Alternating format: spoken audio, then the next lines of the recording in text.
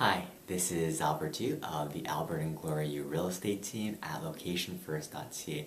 Today I want to continue the topic of how to get the best mortgage rate out there. Specifically, I want to show you how to actually negotiate the rate.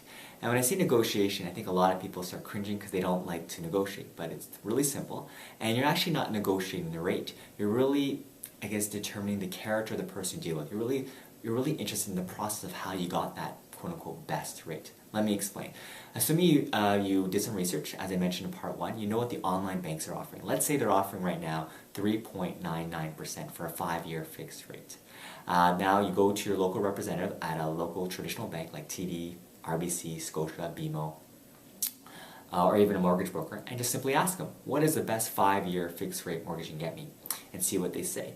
And you're basically going to compare and see, well, for instance, if they offer you 4.29, you know that that's not the truth because, like I said before, you can get a much better rate at a traditional bank than you can at an online bank. So you know 4.29 compared to 3.99, they obviously don't know that you've done some research. So you can talk to them and tell them, well, you did some research and how come the online banks seem to lower?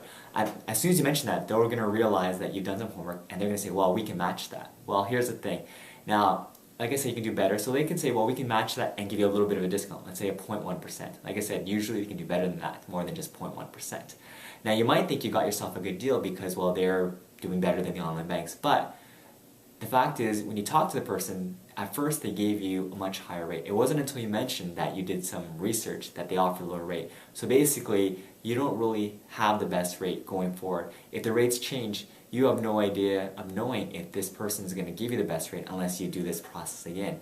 So my suggestion would be is instead of saying anything, when they ask you, when you just ask them what is the best rate out there and see what they say. Don't answer them, just tell them you're shopping around, tell them you just want to hear their answer. If they ask you who have you gone to, just say you haven't gone to anyone if you haven't. And if you have, just say, you know what, I'm not allowed to say and I just want to know what's the best rate you can give me.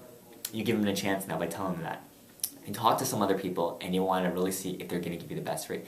Now some of these people you meet with, they might say, well, we can't guarantee you anything unless you sign an application.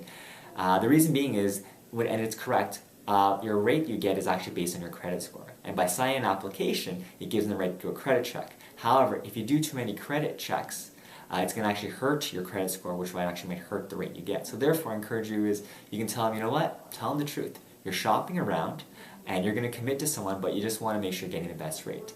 And then tell me if you really can't do anything for me unless I sign a credit check, tell them, well, you know what, can you just tell me what is the best rate you gave someone recently that did do a credit check that has a good credit score? And see what they say. So again, like I said, you're not really trying to get the best rate.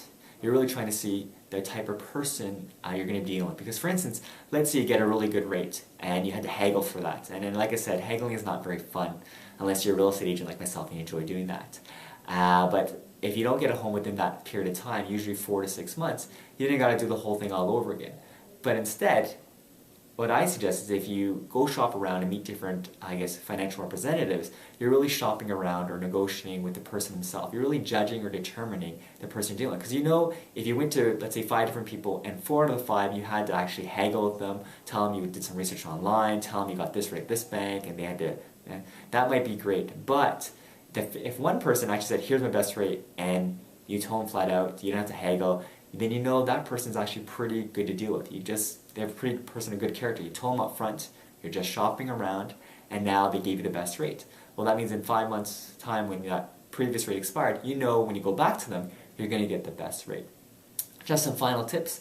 If you don't want to haggle, you can always go ask your realtor. I think a good professional realtor will have an idea of what are the best rates out there for you. And also make sure when you do talk to these people that you're comparing apples to apples. So make sure you ask them, when they give you a rate, what is that rate? Is it a 5-year rate, 4-year rate? Is it fixed? Is it variable? What are the prepayment terms? 20%, 25%? You want to make sure, like I said, you're not comparing apples to oranges.